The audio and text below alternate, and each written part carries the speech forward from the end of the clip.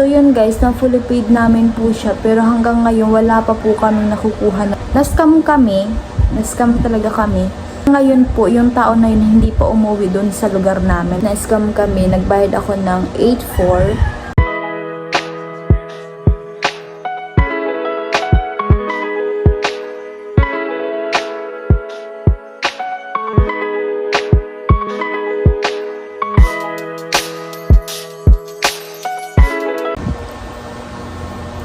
Yan, so yung mga ka-auntie natin dyan, good afternoon po. So, katatapos lang po ng exam namin kanina is pumunta pa ako. Galing po ako ng school kasi nag-exam po ako. So, yun, wala po kasi akong magawa kaya mag-vlog na lang ako. Ikwento ko na lang po yung nangyari sa pagkuha ko ng student license. So, actually may vlog ako nito kaso kumurap doon sa GoPro ko kaya nahinayang ako. At yun, sabi ko mag-vlog na lang ako ngayon at ikwento ko na lang siya kung paano ako nakakuha ng student license. So, kasama ko ay una-una pala is nag-message muna ako kay Kuya Vince na magpapatulong sana ako kumuha ng student license. Pero pero nagdadalawang isip pa ako na kung pupunta pa ako doon sa kanila kasi ang layo, guys. Si Kuya Vince po kasi is nasa Bato. So sabi daw ni Kuya Vince is punta daw ako ng Iriga kasi doon kumuha si Rika ng student license din. Pero mabilis lang naman daw po yung process. So, nagdalawang isip ako kung pupunta ako o hindi kasi nagtanong din kasi si Kuya Vince na meron naman daw dito sa Pili. So, first time ko naman kumuha ng student license kaya wala pa akong alam. So, nagtanong-tanong ako. So, yun at humingi din ako.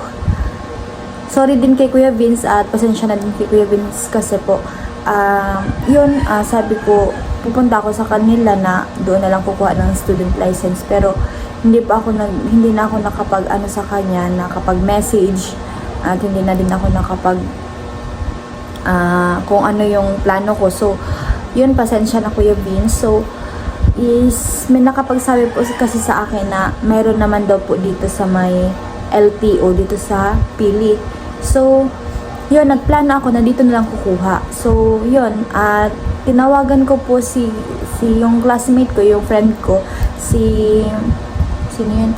Si Rosaline. So, yun, ang sabi ko po is, samahan niya ako kung alam niya yung LTO. So, yun, sinamahan naman ako ni Rosa, yung friend ko na kumuha po kami ng student license. Pero, guys, napakalapit lang pala dito yung LTO. So, kung tutuusin, kaya lang siyang tricycle lang talaga yung ginamit namin. So, kung pupunta pa ako dun sa Iriga, wala akong matulugan. Syempre, nahihiya naman ako makitulog doon kila Badet or sino pa naman doon. So, yun, nahihiya ako. So, dito, meron naman pala dito, guys, dito sa Pili. At malapit lang po pala. So, yun, at nakakuha po ako. Sinamahan ako ni Rosa at thank you din kay Rosaline.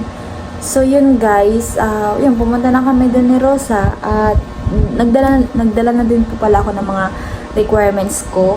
Yung PSA lang po yung dinala ko, tsaka meron ba akong dinala dito na na tawag dito,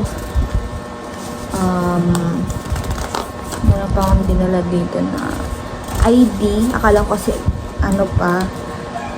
Ayan. Tig-print ko na lang yung yung PSA ko. Ayan. So, ito ID ko din. So, yun, guys. Kumuha ako ng ID. Nagdala ako niyan. So, ayun, nakapag-exam. Ganun po pala yung pag nagkukuha ka ng student license. Ganun talaga yung tamang proseso. Yung kukuha ka talaga ng yung magsa-sign in ka na muna sa postal. So, tapos after nun, pupunta ka na dun sa upuan, tapos mag-exam ka na, ayun, tsaka i-discuss nila yung about sa pagdadriving, ayun. So, yun, nakapasa naman po tayo sa sa exam, guys. So, yun, at Pero po, ang total po na nabayadan ko, kasi pag una mo na po na na parang nawawala yung utak ko na naman kung saan naman lumilipad. So, yun, binayaran ko po. Meron kasi ako dito. Binayaran. So, ito po, 1.5. 1.5 yung binayaran ko sa So, yan. Ayan, Basta 1.5 yung binayaran ko yung unang pag-apply ko at pag-login ko dun sa postal. So, 1.5 yung binayaran ko. So, after po noon is magpapamedical pa. So, nagpa-medical po ako is, ang binigay ko po is 500. Yon. Nagpa-medical po ako, guys. So, natakot talaga ako dun sa loob kasi nga po, first time ko. So, sabi daw ni Doc, takpan mo nga yung isang mata mo ganito. So, iyon, sabi daw niya, takpan mo yan. Ako, wala naman ako kasi, kasi ako, natakot talaga ako kasi first time ko nga. So, pinatakpan ni Doc yung isa kong mata. So, titignan ko daw yung letra doon sa pinakamalayo. So, sabi ko, hindi ko nakikita. Hindi ko siya nakikita, guys, kapag ganito, hindi ko siya nakikita. Pero, pag lumalaki yung mga letters, nakikita ko naman. Pero kapag nasa, parang malapit lang siya, nakikita ko talaga. Pero pag malayo, hindi. So, may diferensya talaga itong mata ko. So, dito naman sa kabila is, nakikita ko naman po siya. Pero minsan, ginaganon ko talaga yung mata ko, guys. So, malabo na yung mata natin. So, yun. At sabi ni Doc, kailangan ko daw po magpa-check up. So, yun. At, yun yung binayaran ko sa medical, 500. So, nag-BP pa siya. Yung, ko. So, yun. At, after po noon is, nakuha na namin yung, ano ba yun? May nakuha ba? Nakalimutan ko na kasi may nakuha akong result ba yun? Hindi. So, sabi daw nila, after ko nung magpagbayad ko is, pumunta na daw ako dun sa next door. So, pumunta na ako doon. Naghantay kami muna ni Rosaline Paz doon na ilang minuto, ilang Tapos, binigay namin yung pinabigay ni Doc na ganun, ibigay lang namin daw dun sa window, ganun. So, yun, sabi daw nung tatawagin na lang daw po ako. Kaya yun, naghantay po kami ng ilang minuto ni Rosa. At after nun, natawag na yung pangalan ko. Pumunta naman ako sa next window. Sabi daw. Tapos nagbayad naman po ako doon ng 250. So, yun, 250 po yung binayad ko doon. Tapos, nagpicture-picture na, pinicturean niya na ako. So, ito yun, guys. Ito yun. So, ito yun, guys, yung nakuha ko na siya. Nakuha ko na yung, student license ko. Ayan, nakuha ko na, guys. So, ayun, nakuha ko na siya. So, ang sa akin is, sabi daw niya po is, bumalik na lang daw po ako after 1 month and 1 day. So, kinuha ko po ito is, matagal-tagal na to, guys. Kinuha ko siya is July 31. July 31 ko po ito nakuha, guys. So, yun, at yun. July 31 ko siya nakuha. Tapos sabi ko, kung 1 month and 1 day, di September 2, dapat kukuha na ako ng non-proof. Ayun, guys. Yun. Kuha na daw ako ng non-proof para, ayun, may license na ko. So, pero wala akong motor. Wala pa akong motor. So, yun, guys. Yun lang yung kwento ko about dito sa pagkuha ng license ko. Pero, hindi naman po talaga siya hassle kumuha at mabilis lang po yung proseso. Ito ata 1 hour lang. 1 hour lang yung namin ito. 1 hour lang yung pagkuha namin ni Rosa. So, yun. At sunod motor na. Ay, hindi mo na po pala kasi wala pa tayong lisensya. Sunod pala is non-proof muna na license bago yung motor kasi para hindi tayo ma-checkpoint guys kung meron na tayong motor. So, yun, nagpaplano din ako. So, yun, at abangan nyo na lang guys yung motor. Basta yun, abangan nyo na lang ako kapag ikukwento ko din sa inyo or iba-vlog ko din yung pagkuha ko po ng non-proof na lisensya. Ayan, nauutal ako guys kapag kausap ko kayo. So yun, at super saya ko nung nakuha ko talaga to kasi meron na ako guys. Meron na akong student license. So yun, na-scam kasi kami nung time na ikwento ko lang. So ayun, hindi kasi ako mahilig mag-post sa social media or whatever. So hindi ko na siya papangalanan dito. So, kumuha po kami. May pumunta po kasi sa amin. Sabi daw, kukuha daw ng license. Ay, kung kukuha kami ng license, si Papa din, kailangan din niya ng lisensya.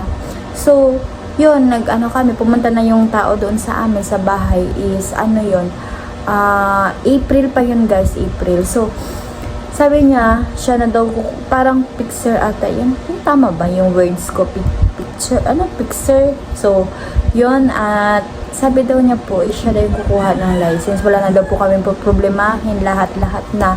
So, yun, binigay namin yung information namin, information ni Papa, ako, lahat. Tapos, kailangan daw po mag-down payment ng, kasi yung isa po na lisensya is, 5K yung isa. Tapos yung isa ay nagtawad kami, tinawaran namin nagtawad kami ni Papa sa kanya na sabi na parang na lang, pwedeng kung 4K na lang, ganon, or tas siya na yung nag-insist talaga na sabi niya is sige 4-2 na lang ata yun, 4-2 na lang, ganyan, 4-2 na lang daw yung kukuha, or 4-4 basta 4-2 4,200 guys. Yun, sabi niya is, so yun, so that time is wala pa naman akong pera nun. So sabi ko, ihabol ko na lang kapag mayroon akong pera. So yun, at nakapag-down nga po kami nung time na yun kasi may tira pa naman akong pera. Nag-down ako ng 4K kasi sabi ko, ihabol ko na lang yung kinabukasan yung pera. So tawag doon, so parang minamadali niya talaga kami that time. Pero sabi niya, kinuha na yung mga information namin. Tapos nung kinabukasan is, parang ang bilis. Meron na agad, parang meron na agad nito. Tapos, itong sa kabila, kung ano daw yung mga kung tama daw yung mga information namin na ilagay para daw Tapos yung ID namin, yun yung ginamit, yung picture namin doon sa ID. Yun yung ginamit doon. So, yung kinabukasan is, hinabol ko na din yung parang balance na para doon sa para ma-fully paid na po namin yung license. So, yun guys, na-fully paid namin po siya. Pero hanggang ngayon, wala pa po kami nakukuha na lisensya ni Papa. So, yun, na-scam talaga kami. Hanggang ngayon po, yung tao na yun hindi pa umuwi doon sa lugar namin. Pero taga doon po yun sa lugar namin. At sabi daw po, madami na daw po yung na-scam. Kaya yun, parang nadala din po kami sa the way he talk. I don't know, or she or he. Basta yun, nadala kami sa sa pananalita niya, at as in parang yung iniikot yung brain mo, basta yun, parang bini-brainwash ka, gano'n. So yun, at yun yung nangyari guys, na-scam kami. Nagbayad ako ng 8,400 po. Hanggang ngayon hindi pa yun nababalik guys. Ang laki ng perang yun. Pwede ko na yun tawag doon, ibili ng lechon. Ibili ng ng mga materyales din. So, yun, wala po guys, na-scam kami. Kaya, super thankful din po ako kasi nakakuha na ako ng student license ko na talagang ako yung naglakad. So, yun lang yung kwento ko about doon sa na-scam kami. Ayun, na-scam kami, sana bumalik na siya kasi nagplano kami na ipa-blatter namin siya doon sa barangay namin. So, hindi ko alam kung napablatter nila papa. Ayun, kasi nandito ako sa piling, hindi ko naman kasi doon yung mga nangyayari sa Burias. So, yun, sana lesson learned din sa akin na hindi basta-basta maniniwala agad-agad. So, dapat pag-isipan kasi malaking pera din yung nawala sa amin, guys. Malaking pera. So, yun, kailangan talaga na mapanuri sa lahat ng bagay. So, yun. Yun yung pagkakamali namin na nagtiwala kami doon sa tao na yun, na marami na palang na-scam at hindi namin na parang nalaman yung background din niya. So yun, sana hindi lang kami yung maging biktima din. Ayun, hindi lang kami, sana paano ba? Sana hindi lang kami yung nabiktima niya. Kasi sabi daw po nila is marami na daw po na biktima yun. So sana ihinto niya na yun, guys, kasi kami din walang-wala din po kami, guys. So dapat kung magtrabaho na lang siya. Yun, magtrabaho na lang siya, huwag kami. So, yun, guys, yun yung nangyari about doon sa na-scam namin na lisensya. So, kung paulit-ulit ako, guys, pasensya na kayo kasi nauutal pa ako. Wala pa ako ngayon sa kasi naubos yung utak ko doon sa exam ko kanina. So, ayun, yun. Talaga akong yun. Ano nang next? So, kung nag-enjoy kayo ngayon dito sa vlog ko, sana nag-enjoy kayo. Kahit walang kakwenta-kwenta tong vlog na to, nagkwento lang naman ako about doon sa nangyari. So, sana nag-enjoy kayo kasi wala akong magawa, guys. Wala. Lang ko na after ko pumunta dito, after ko sa school, siyempre kumain muna ako, bumalik ako dito. So, naiga-iga, Netflix, ganon, nagnood-nood. Tapos sabi ko, mag-vlog na lang kaya ako kasi wala naman akong magawa. So, yun, nag-vlog ako. So, yun. Ayan. At, yun, kung sana nagustuhan niyo itong vlog ko na to kahit walay. Ayan, guys. Thank you for watching. Shoutout po sa mga sponsor natin dyan sa Team Pahuway. Sa lahat po na sumusuporta kay Ka Angie. Sa mga basher ko dyan, hello, guys. Hi, sana happy kayo. So, yun. Yun, shoutout kila Kuya Nolly, kila Kuya Vince, sa lahat po, kila Idol Jobber Sniper, sa lahat po ng sponsor natin dyan. Hindi ko na po kayo maisa-isa. Ayan, thank you so much and God bless you all, guys, and bye-bye. Thank you for watching. So, may nakalimutan po pala ako, guys, kasi sabi ni Kuya doon, yung sir na nagbigay sa akin itong itong student license, is sabi daw niya po is balik na lang po ako after 1 month and 1 day. So, hindi ko siya, guys, natanong kung magkano yung pagkuha ng non-proof. Hindi ko, guys, alam kung magkano. Ang nagtanong-tanong ako sa mga meron ng license, sabi daw mabot daw ng, hindi ko alam kung 11, 10 or 8. Hindi ko alam, pero may nagsasabi na 10, gano'n. Pero, malalaman natin is kapag nandun na tayo sa pero dapat meron na tayong perang dala. So, yun lang. Nakalimutan ko pala kanina.